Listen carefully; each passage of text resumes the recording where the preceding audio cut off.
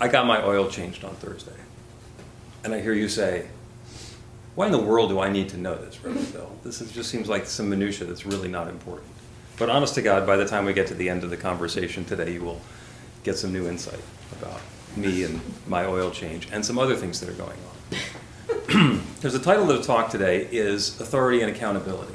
And we actually talk about authority and accountability a lot because in the world that we live in, it's really easy to get caught up in blame and credit and good and evil and the stuff that we like and the stuff that we don't like and Democrat and Republican, and there's all of this contrast that's going on. And it's really easy when we start to explain or to understand that we're creating the experience of our lives according to our beliefs and our thoughts. That we don't get wrapped up in thinking, oh, if there's stuff that's going on in my life that I don't like, then it's my fault. My daughter grew up in this teaching, and she still keeps on going back to that one about fault and blame. And I understand that's kind of on the one hand, that's the tricky piece about this philosophy, but it's also the really powerful thing about this philosophy. Because we like to say our new life begins with a new thought. And that means from this moment forward, I can have a different experience of my life by changing my thoughts. Ernest Holmes said, change your thinking, change your life. It sounds so simple. It sounds like anybody could just do that on a dime. The thing to remember is it's not just the thoughts that we're aware of. It's not just the thoughts that we have. It's everything that's been going on in our lives, everything that's been involved in our learning and our programming and our environment and our culture that affects us. So a short time before I got my oil changed, my car put up a maintenance reminder. And I get in, and now the dashboard, instead of letting me just make a phone call, says a maintenance alert that I have to clear in order to do other things. And it starts way, way before I need to get an oil change. This has been going on for a month. Waiting for 15%, 10%. Okay, now it's time to change the oil. And that indicator light on the dashboard is the same as our awareness in our consciousness that we want to change something. The indicator light is that which lets us know there's time to do something different. I've been driving along very happily, not paying any attention to the oil. And now there's an indicator in my dashboard that I need to change the oil. I could feel to blame. Oh my God, it's horrible, the indicator light came on. I didn't anticipate this, I didn't fix it ahead of time, so now it's a problem. And when I say it that way, you say, well, that's preposterous. And in the same way that we're dealing with the indicators that come along in our lives aren't about us being wrong or bad or having missed out on something. They're just indicators. Because our life is going to go on as an expression of our beliefs. If we believe that we're unlovable, then we will get to go and have the experience of having no relationship and no love in our lives. And then at some point, something will change in consciousness that allows that connection to happen. Now, Jane told the great story about Max. I have reason to believe that that young lady existed before a month ago.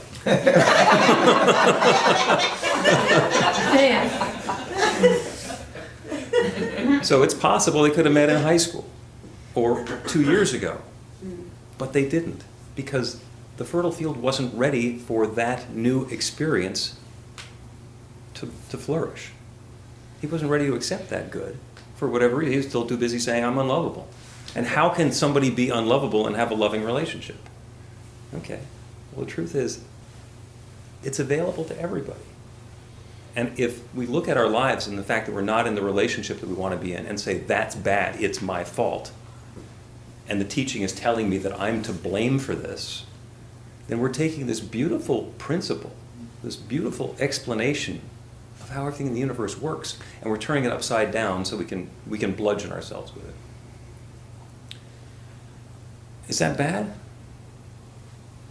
Well, I don't think it's productive, but I'm not going to label it bad, because if somebody needs to do that, it's available for them. It's an infinitely creative universe. Everything is available. And the creative law only has one answer. It says yes. So if I'm standing here saying I am poverty-stricken and unsuccessful and on the verge of illness, the universe says, yes.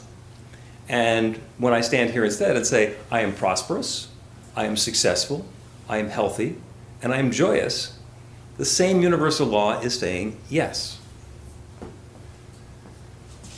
And here's the tricky part. The way that we understand what's in our belief system is by looking at our life. As I often say, our life is a topographical map of our belief system, life-size. You want to know what your beliefs are, look at your life experience. And that's where the notion of the indicator light comes along. If we look at our lives and call it bad, then we're to blame. We're somehow at fault. We have a defective consciousness that has created this defective life. But if we look at it instead by saying, this is the shape of my life, and as I look at this, I'd really like to have something different. I'd really like to change from having a warning about needing to change my oil to having my oil taken care of. Or the same thing with the relationship, or the same thing with the job, or the same thing with whatever. Because once we're aware that there's something that we want to change, then we have the opportunity to change it. And to me, the really empowering part of all of this comes right afterwards. Because instead of being at fault or to blame for the things that we don't like in our lives, and also not being able to take credit for all of the good things in our lives, patting yourself on the back. It's a creative law that's responding to your intention. If you want to, you can pat yourself on the back, but there's no credit and there's no blame. There's only what there is. But that's kind of an insidious point. If somebody is to blame for what's going on in my life that I don't like, for the way that map is showing up and the things that are unappealing or unnecessary or unhelpful to me, if there is someone who is responsible for creating those, do I want that to be me, so I am to blame, or do I want that to be somebody else who I have no control over? Well, one of the things that happens is people have the ability to give the control of their lives over to somebody else. There are a lot of religions where the notion is that I'm going to do some things that seem to be okay, and then whatever happens is because God has decided whether I'm good or not. And sometimes, so I can say, I did the best that I could, and God just wanted me to suffer. It's like, what a cop-out. And I understand it takes a lot of the onus off of us to just say that, we're just little cogs in this wheel, and it's being done to us by a power or a force outside of ourselves. And it has, nothing to do with me. I'm going to do a prayer begging some force outside of myself to please do me a favor. And instead of letting me be suffering and miserable, to have a little bit of good show up in my life. And when we do that, it works that way. When we want to give away our power, we can always find somebody who's willing to pick it up and run with it and tell us what to do and make us unhappy, or make us be happy enough that we want to continue doing that. But the idea is we can choose. And it's not our fault, and it's not because we are victorious and we've mastered the power of the universe. It's just because we are inviting that new experience. We're reshaping our beliefs so that what shows up in that map of our lives is more to our liking. And it's just about preference. It's not about being good or bad. If somebody wants to give up all the responsibility in their lives, let somebody else make all the decisions, they can do that. And if they want to be able to then complain about that, because being able to whine and complain is part of their personality, they can do that. If it's not helpful for them, they can stop.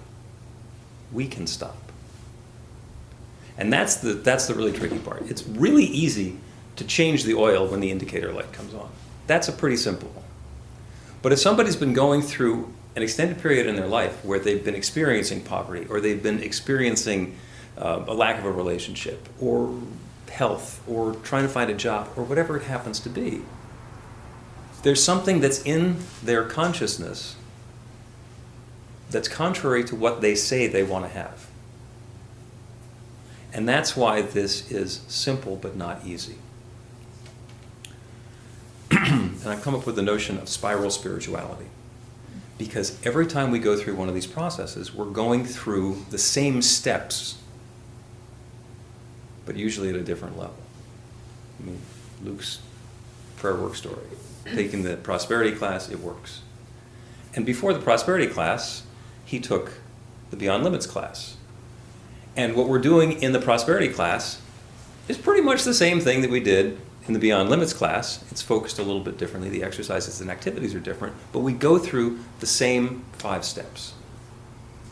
It's about intention setting. What sort of an experience do I want to be having?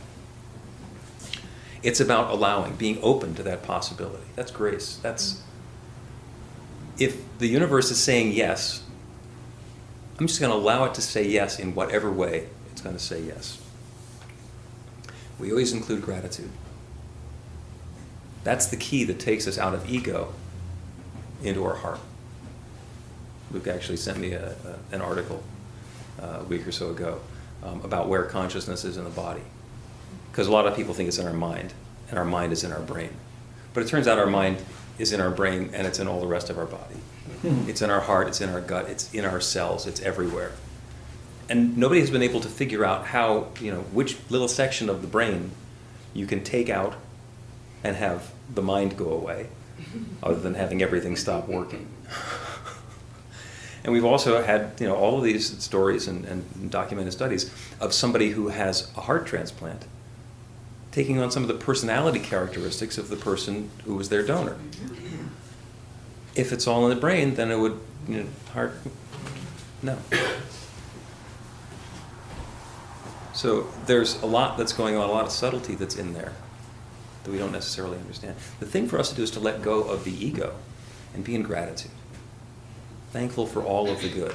And that's thankful for all the good things that have already happened to us, and also thankful for the good things that are on the way.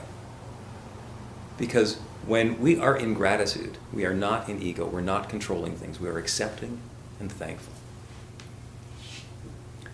Now, wouldn't it be wonderful if that's all we had to do? Because I let go of the 2 pieces that we actually have to work through. The first one is surrender. You always do what you've always done, you'll always get what you always got. I can't say I want the world to change, but I'm not going to change. I want to be able to do the same thing that I've been doing and get a different result. That is the definition of insanity. I want to continue being the cloistered, agoraphobic, homebound curmudgeon and have a loving relationship. It's like, that's, nobody specific. Something has to change. And I can't expect the world out there to change if I'm unwilling to meet it. Now, I don't need to do all the changing myself. I just need to open myself and let go of either the thinking that I've had before, or the behaviors that I've had before, or the actions that I've had before. Let go of that, so that when I open myself and I allow that grace to come in and fill, there's room for something new to happen. And the last one, which is the one that nobody likes to talk about, is forgiving. We learn stuff through our lives, and sometimes it's things that we are specifically taught. People tell us something and we believe it. Sometimes it's something that we're taught and we see evidence that that's correct and we believe it. Sometimes it's things that we learn and we never knew that we learned them, and we never knew that they're there.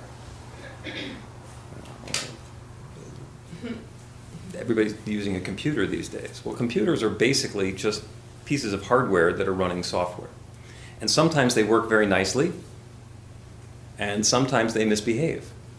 And it's all a matter of how first of all, the hardware is going to continue functioning. So the programs sometimes get into conflict. I was noticing that I have had a Macintosh computer since 1984.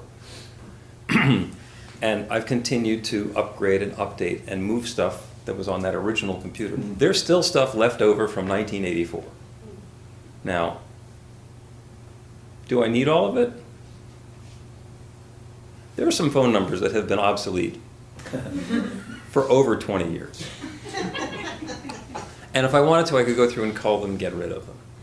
But the other things that happens is we install software, we take software out, we do things. And there's all sorts of code that's under there, the instructions, the learning, the belief system of our computer that kind of hangs around. And sometimes somebody, for whatever purpose, is going to send us a program that we don't know is there. Hopefully we're going to click on it in an email, and then it's going to install their malware into our operating system and do what they want rather than what we want. Well, the same thing happens with bullies on a playground in the 5th grade. They can install something in our belief system that keeps on working until we realize that we don't need that anymore. And forgiveness is the process of going through and understanding that's what my belief is, and it's not true, and I'm going to let go of my attachment to whatever happened on the playground in the 5th grade. And the way it looks in real life is that we identify that Donald the bully did something to us, and we've been carrying a charge about it. We believe whatever it was that he said and continue to believe that even though it happened decades ago. Forgiveness isn't about making Donald be okay.